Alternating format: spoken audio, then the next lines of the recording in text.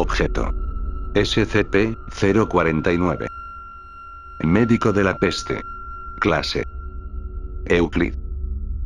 Procedimientos de contención. SCP-049 debe ser contenido en una celda segura en el sector de investigación. SCP-049 no debe ser retirado de su celda sin la aprobación de un personal de nivel 2 o superior, antes del cual SCP-049 debe ser sedado. Aún así, en esos momentos, SCP-049 será acompañado por 2 guardias armados, y guiado por un collar de hierro, fijado a 2 postes de hierro de 2 metros de longitud, y firmemente sujeto por 2 miembros del personal de nivel 1 o superior mientras esté en tránsito. Cualquier experimento realizado en SCP-049 se llevará a cabo en el interior de habitaciones específicamente preparadas, véase el documento 042-D-3-18.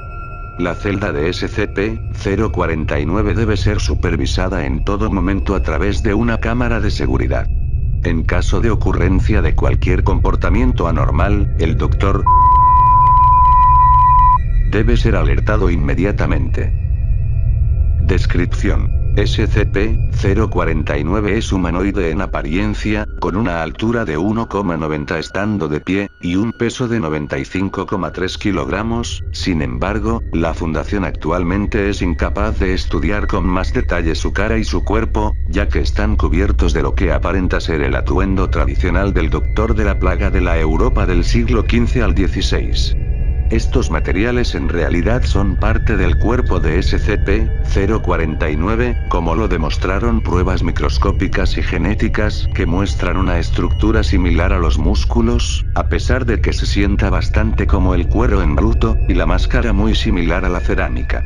Fue descubierto originalmente en Inglaterra, por la policía local. El equipo de trabajo móvil respondió a un brote sospechoso de a todos los civiles en un radio de 0,5 kilómetros se les administraron amnésicos clase A como parte del procedimiento inicial de contención. SCP-049 antes no hablaba. Sin embargo, parece entender perfectamente bien el inglés, y es totalmente dócil hasta que intenta realizar la cirugía. El toque de SCP-049 es invariablemente letal para los seres humanos.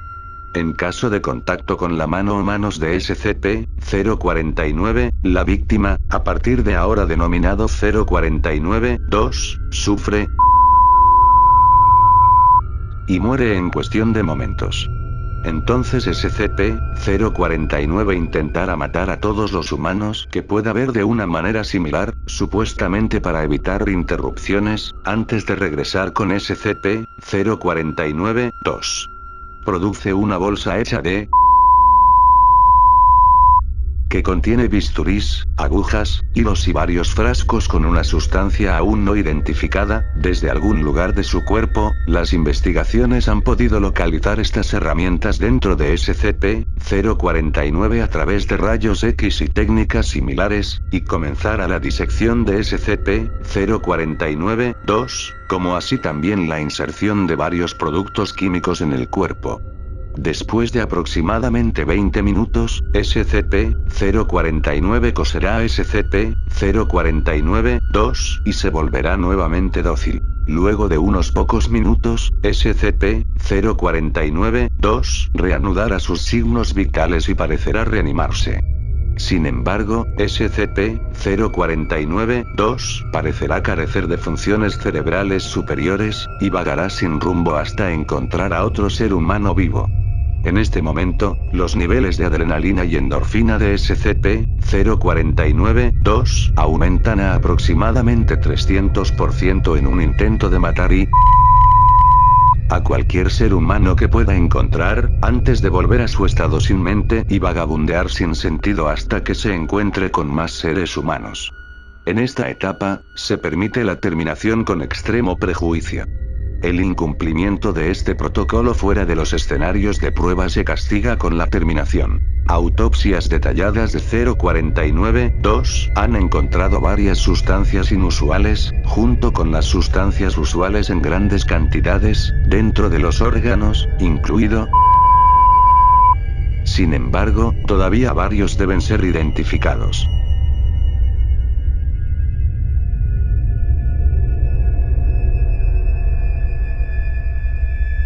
Anexo A, 1.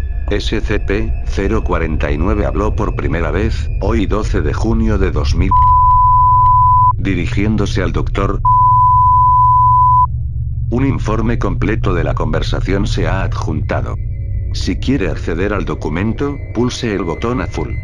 Si quiere terminar ya el vídeo, pulse el botón rojo.